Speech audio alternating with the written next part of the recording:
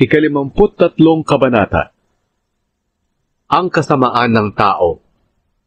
Walang Diyos. Iyan ang sinasabi ng mga hangal sa kanilang sarili. Masasama sila at kasuklam-suklam ang kanilang mga gawa. Ni isa ay walang gumagawa ng mabuti. Mula sa langit tinitingnan ng Diyos ang lahat ng tao. Kung may nakakaunawa ng katotohanan at naghahanap sa Kanya.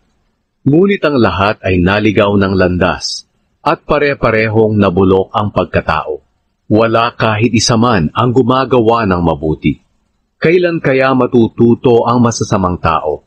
Sinasamantala nila ang aking mga kababayan para sa kanilang pansariling kapakanan, at hindi sila nananalangin sa Diyos. Ngunit darating ang araw na manginginig sila sa takot. Sa takot na kahit kailan ay hindi pa nila nararanasan. Samantalang ikakalat naman ng Diyos ang mga buto ng mga sumasalakay sa inyo. Mailalagay sila sa kahihiyan dahil itinakwil sila ng Panginoon. Dumating na sana ang tagapagligtas ng Israel mula sa Zion. Magsasaya ang mga Israelita, ang mga mamamayan ng Diyos, kapag naibalik na niya ang kanilang kasaganaan.